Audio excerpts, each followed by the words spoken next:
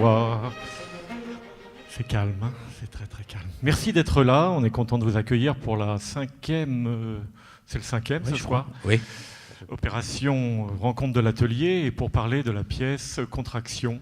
Vous aurez remarqué qu'à chaque rencontre de l'Atelier, nous abordons un thème différent. Ce soir, il s'agit des relations dans le cadre du travail. C'est vraiment l'angle psychologique qui nous intéresse. Il y a quelques années, il y a un auteur américain qui avait écrit un livre qui s'appelle Robert Stutton, je crois, qui avait écrit un livre sur l'entreprise qui s'appelait, excusez-moi par avance pour les mots que je vais employer, Opération Zéro Sale Con. Voilà. Donc ça peut se décliner au féminin, bien entendu. On a tous connu, depuis l'école, en entreprise ou ailleurs, des personnes, parfois une personne, qui a un certain pouvoir et qui a le don de martyriser psychologiquement tout le monde. Alors la question qu'il faut se poser aussi est de savoir si on n'a pas été un de ces sales cons, entre guillemets. Mais ça va être l'objet du débat. Donc Pierre-Olivier, je te remercie. Merci d'être là. On est vraiment comme dans un salon ce soir.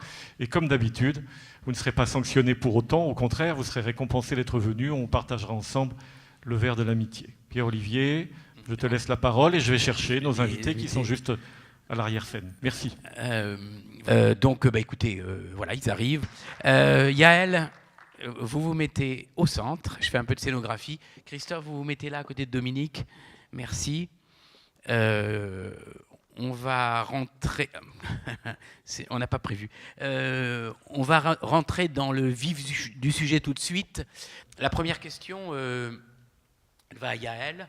La pièce s'appelle Contraction. Il y a un double sens, je pense, dans le mot contraction. D'abord, j'ai adoré la pièce. Et c'est pas parce que je travaille ici que voilà, je l'ai lu, une pièce anglaise absolument formidable, très forte. Est-ce que vous pourriez, sans dévoiler, parce qu'il y a du suspense, nous raconter un tout petit peu le résumé de la pièce ? Alors, Contraction, donc pièce écrite par Mike Bartlett, un auteur anglais qui a une trentaine d'années. Alors l'histoire, en fait, en gros, ce sont deux femmes, Emma, qui a une trentaine d'années aussi, et la manager, une quarantaine d'années, voilà, c'est tel que l'auteur les décrit. Donc on voit tout de suite qu'il y en a une qui a un prénom et l'autre pas, même pas de nom. En fait, c'est une succession d'entretiens entre la manager et Emma, qui vient d'arriver visiblement dans l'entreprise, qui s'occupe des ventes, mais on ne sait pas très bien exactement ni ce qu'elle vend, mais bon, elle s'occupe des ventes et elle a des objectifs sans doute à remplir. En tout cas, elle doit améliorer les ventes. Et donc, comme elle vient d'arriver, au départ, la manager la convoque pour être bien sûre qu'elle a compris l'ensemble des articles du contrat de travail qu'elle a signé. Et un des articles stipule que tout employé de l'entreprise doit absolument prévenir sa hiérarchie quand il a une relation amoureuse ou sexuelle, dixit, avec quelqu'un d'autre de l'entreprise. Voilà, donc c'est juste un rappel au règlement. Et ça part comme ça, de ça. Et au fur et à mesure, en fait, Emma ne comprend pas pourquoi on lui parle de ce règlement, puisqu'elle vient à peine d'arriver. Et, visiblement, elle dit qu'elle est en couple, donc elle ne se sent pas concernée. Mais au fur et à mesure, en fait, elle va avoir une histoire avec quelqu'un de l'entreprise et quelque part, elle va mettre le doigt dans l'engrenage à partir du moment où elle va reconnaître que oui, elle a une histoire. Et ça va aller de mal en pire, en fait, puisque à chaque fois, elle se dit que elle remplit bien le règlement, elle dit ce qui se passe, mais il y a toujours une nouvelle réglementation, une nouvelle contrainte, et qui petit à petit, alors au début, ça peut prêter à sourire, voilà, et puis en fait, au fur et à mesure, ça devient de pire en pire, et je dirais qu'on quitte le domaine de la réalité pour aller presque vers la science-fiction, tellement ça va s'étirer vers quelque chose d'assez terrible. Enfin, toute cette horreur, j'allais dire, se passe sous un vernis très, très poli, très bienveillant, il n'y a pas d'insultes, il y a ce vernis de la politesse, de ce rituel du bonjour, comment ça se passe, et comment vous allez, comment ça va au travail. Christophe, tout simplement, en quoi consiste votre métier et pourquoi être spécialisé à un moment donné dans le stress, avoir été intéressé? Mon métier consiste à être psychiatre et psychothérapeute, c'est-à-dire de recevoir des gens qui viennent dans une demande de soins, dans une demande d'aide. Et l'intérêt que j'ai eu pour le stress, c'est parce que pendant mes études de médecine, j'ai découvert que je n'avais eu strictement aucune formation sur le stress. Donc c'est quelque chose que l'on ne connaît pas. Dans les études de médecine classique, à mon époque, j'ai 56 ans, donc on ne connaissait strictement, il n'y avait aucun enseignement sur le stress. Scientifiquement, c'est quoi le stress? Le stress, c'est une difficulté de répondre à une nouvelle situation. Une difficulté de trouver des ressources en soi ou autour de soi pour répondre à une nouvelle situation. C'est la définition en fait, du stress. D'accord. Et parce que vous n'aviez pas été formé, vous, c'est un mot que j'entendais beaucoup. Voilà. Et dans les manuels de médecine, je ne trouvais rien. D'accord. Donc j'ai pensé que c'était important de se pencher sur la recherche qui existait sur le stress, d'avoir une vision assez scientifique de voir ce qui existait. Alors c'est intéressant parce que ça oblige de se poser des questions à différents niveaux, c'est-à-dire management, l'entreprise, mais aussi médical, quelles sont les conséquences cardiologiques, respiratoires, en fait, sur le système en fait, des muscles, en fait, etc. Donc c'est intéressant, en fait, parce qu'on a finalement une vision à différents niveaux. Au niveau de l'individu, dans l'entreprise, mais aussi par l'interaction qu'il a avec sa famille. C'est-à-dire qu'on ne peut pas vous présenter le stress en entreprise, mais il y a aussi la personne qui est salariée pense beaucoup aussi qu'il est soutien de famille, souvent. Donc ça donne un stress supplémentaire. Si on veut être un bon salarié, un bon cadre, on veut être aussi un bon père, une bonne mère. Donc, et souvent, tout ça s'entrechoque et on est obligé de craquer quelque part si c'est trop lourd. Donc ça pose des questions au niveau non seulement scientifique, de recherche, médical, mais aussi à un niveau social, à un niveau presque politique en fait. Dominique Deloche, qu'est-ce que c'est qu'un coach d'entreprise? Je pose des questions très simples, basiques. Hein. Et quand intervenez-vous? C'est quelqu'un qui écoute et qui guide des managers, beaucoup, des gens d'entreprise qui sont dans des situations de stress, de difficulté, où ils n'ont pas les ressources techniques, relationnelles, parfois, pour pouvoir intervenir. Et donc, à chaque fois, c'est de pouvoir accueillir ces gens-là et de les guider par rapport, quand on est en entreprise, par rapport à leurs objectifs, quoi. On vous appelle quand?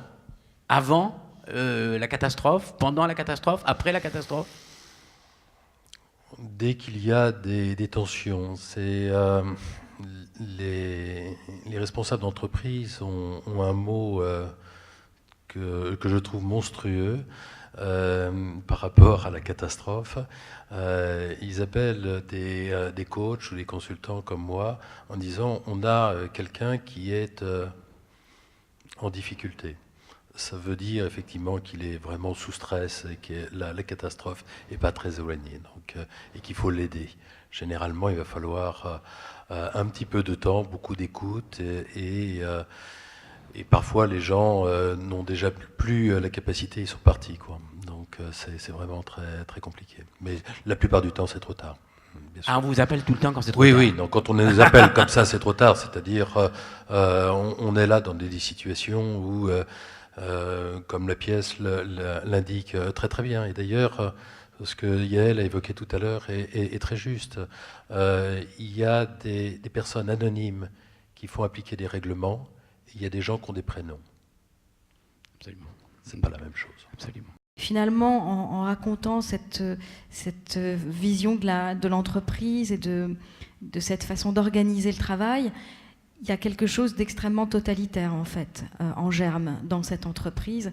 Et en démontrant, en fait, les mécanismes de ce totalitarisme qui se met en place, on pourrait dire que c'est aussi, quelque part, Mike Bartlett, il nous fait prendre conscience aussi des mécanismes du totalitarisme de façon plus large, et notamment sur la langue. C'est-à-dire que, voilà, le contrat, le point de départ du contrat, avec un article qui est censé être un article très précis, mais en fait qui est très très flou, de façon à ce que n'importe quelle relation puisse être qualifiée d'amoureuse ou sexuelle. Mais on sent bien que l'entreprise essaie d'utiliser des mots qui sont les siens et qui ne sont pas les mêmes. On ne les utilise pas de la même façon dans la vie. C'est-à-dire, vous verrez aussi qu'il y a un moment où on lui demande c'est des amis ou des collègues. Mais c'est des collègues de travail ou des amis. Il faut que vous nous disiez dans quelle case on les met. Il y a tout un enjeu là-dessus. Et donc, ce qui était intéressant aussi, je trouve, c'était de voir comment, finalement, à travers cette façon de choisir les mots, c'est toute une pensée qui se met en place. Et c'est là où, du coup, nous, en tant que comédienne et en tant que metteuse en scène intéressée par le travail sur la langue, c'est un vrai questionnement de, avec les mots, comment on finit par façonner une pensée. Et qui façonne une pensée façonne aussi une idéologie. Et là, en l'occurrence, une idéologie totalement totalitaire et totalement au service du rendement de l'entreprise. Vous prescrivez des médicaments ? Éventuellement, oui. Et parallèlement, ils suivent une psychothérapie avec vous. C'est ce qu'on conseille, mais ces gens, très souvent, ces personnes ne sont pas prêtes à la psychothérapie. Ils considèrent que c'est un accident de parcours, qu'ils vont se remonter rapidement, et ils retournent comme des bons petits soldats, et ils peuvent avoir des rechutes. D'accord. Souvent, ces gens ne sont pas prêts à la psychothérapie. C'est à vous à les amener petit à petit à prendre conscience qu'ils ont besoin d'une psychothérapie ? Éventuellement, il y a des gens qui l'acceptent, d'autres non. Est-ce qu'il y a des gens qui refusent des médicaments ? Oui, et d'autres qui refusent la psychothérapie. Comment on fait ? Ils retournent au boulot. Comment vous faites, vous ? En fait, ils rechutent éventuellement plus tard. Ils reviennent vous voir ? Oui, ou d'autres. Dominique, vous avez lu la pièce. Qu'est-ce qui est de réaliste, plus ou moins, dans cette pièce, vous en tant que coach, et qu'est-ce qui est de l'ordre de la fable ?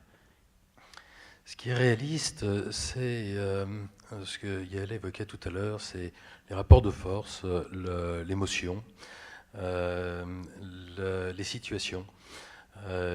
Et ça, c'est plutôt effectivement très bien écrit et très bien vu par rapport au monde de l'entreprise.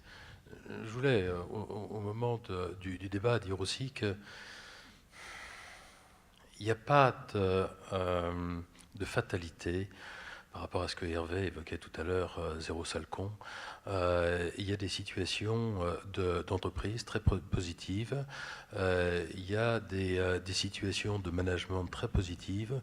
On est là simplement sur une corruption du terme management et la confusion entre le business management et le people management. Alors ça, je comprends rien. Entre le management des hommes et le management des affaires. Et c'est un peu, pour rejoindre les travaux de Milgram, une situation qui nous appelle en responsabilité continuellement, parce qu'on est dans une époque où il est plus rémunérateur de spéculer sur le travail que de faire travailler. Donc on est dans des situations de violence économique dans lesquelles on peut retrouver effectivement des anonymes qui ne font qu'appliquer des règlements, avec exactement ce que Yael évoquait tout à l'heure. Là aussi, une idéologie avec la sémantique des termes utilisés. On fait un plan social, on harmonise les salaires. On va à chaque fois avoir on fait une économie de bons pères de famille. Donc on va à chaque fois avoir une représentation plutôt positive avec les termes, mais derrière, ça peut être effectivement une véritable violence qui est retraduite de la même façon. Bonsoir. J'aurais une question pour Christophe. Je ne me rappelle plus du tout votre nom de famille, par contre. Christophe Bagot. Merci. Qui vous voyez le plus dans votre cabinet ? Est-ce que c'est Emma ou est-ce que c'est la manageuse ? Je pense que ce sont les deux. Et alors, ce que disait Dominique, est-ce que ce sont les managers qui sont le plus atteints ou les deux sont, voilà.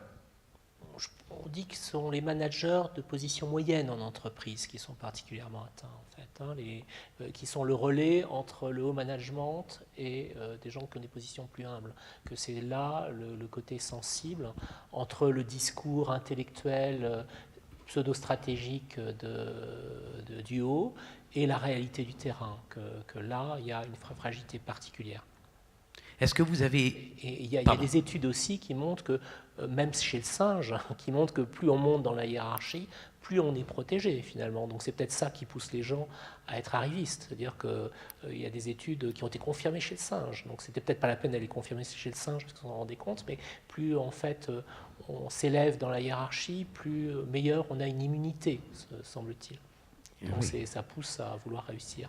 Est-ce que vous avez une méthode particulière, quand même, si vous vous adressez à une simple employée qui est en mal-être, en difficulté, ou à un patron d'entreprise qui vous vient, ou un manager qui vous vient, est-ce que quand même la méthode est différente? Non. Non.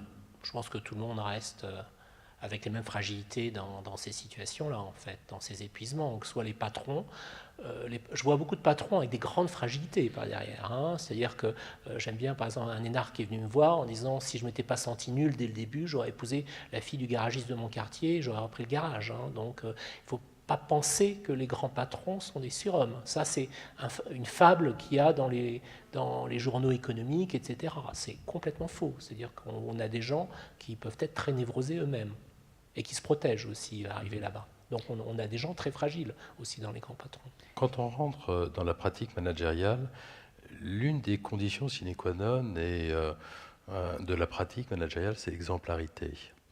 Mais on vit une période très paradoxale, parce que en même temps, on va dire qu'on a besoin, le moindre manager, même intermédiaire, a besoin d'être exemplaire, ce qui n'est pas parfait du tout.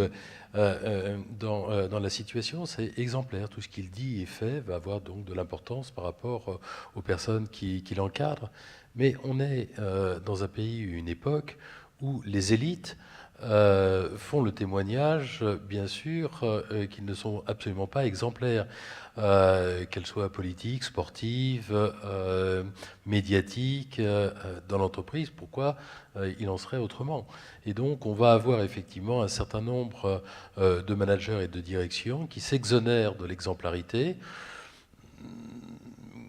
parce qu'on est dans des bureaux et c'est plutôt assez soft, mais on va créer quand même une situation de tension, parce que, comme on le dit très justement, en matière d'exemplarité, on applique les méthodes d'organisation ménagère bien connues, qu'un escalier se balaye par le haut. Une autre question? Oui, bonsoir. Je vous entends parler de management quand vous intervenez dans les entreprises. Et je me demandais pourquoi je ne vous entendais pas parler de droit du travail, tout simplement. Parce que c'est le cadre qui est valable pour tout salarié et tout dirigeant français d'une entreprise, quelle qu'elle soit. Et il me semble que c'est un cadre rassurant, parce que ça donne la position de chacun, une position claire. Qui? Eh bien non, c'est pas aussi rassurant que ça, et parlons effectivement du droit de travail. Je vous rejoins par rapport au cadre. Quand on prend le cadre législatif, il est plutôt assez rassurant et il est plutôt assez déterminé. Par contre, effectivement, c'est l'application du droit ou de la législation dans les entreprises, où là, il y a encore de l'interprétation derrière des textes, et c'est dans cette interprétation ou dans les dérives que va se nicher, bien évidemment, des situations plutôt assez violentes et assez terribles. On est dans des situations, notamment avec la législation sur le harcèlement moral et sexuel, plutôt assez précis. Sauf qu'on va se retrouver derrière dans des situations d'interprétation, de violence, de silence, d'omerta, voire même effectivement des situations où ce sont les personnes qui se déclarent victimes de harcèlement qui harcèlent à leur tour d'autres personnes. Christophe? Quand les prud'hommes mettent 1 an à statuer, qu'est-ce que vous voulez faire en fait? Ça veut dire que ça ne marche pas. Et souvent, il y a un appel qui dure aussi longtemps.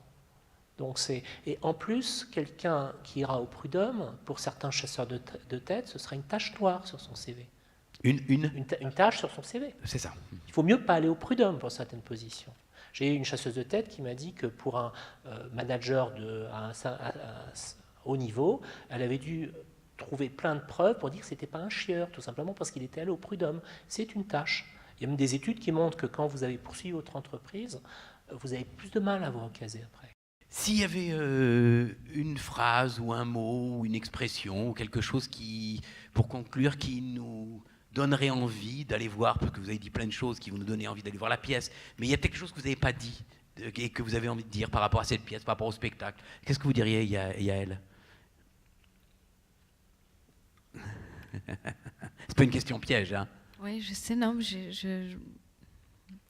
il y a plein de choses, mais il y a quand même ce dont j'ai pas parlé et qui me tient à cœur dans cette pièce, parce que tout n'est pas noir. Je dirais c'est le mot résistance. Voilà, parce que je pense qu'il y a de la résistance quand même. D'accord. Merci. On ne fera pas le questionnaire de pivot. Je trouve ce soir que c'est un peu... je le trouve... Vous êtes rassuré? Comment, vous êtes triste? Vous étiez préparé? Comme vous voulez. C'est comme vous voulez. Ah ben alors on y va. Votre mot préféré, Christophe? Votre mot préféré? Compréhension. Compréhension. Dominique? Amour. Yael? Doute. Doute. Pas résistance, doute. Votre mot, le mot que vous détestez, Christophe? Politiquement correct. Oui, j'avais compris. Exclusion. Yael? Je passe. Vous n'avez pas de mot que vous détestez. Si Dieu existe, c'est la dernière question. Quelle phrase d'accueil aimeriez-vous entendre quand vous arriverez là-haut ou en bas? Bienvenue. Dominique? Là, je reprends le mot de Woody Allen. J'espère qu'il a une bonne excuse. J'espère qu'il a une bonne excuse. Pas mal. Voilà, merci beaucoup. Je voulais vraiment remercier nos 3 invités. Et merci d'être venus. Et on se retrouve dans un mois et demi. Merci beaucoup.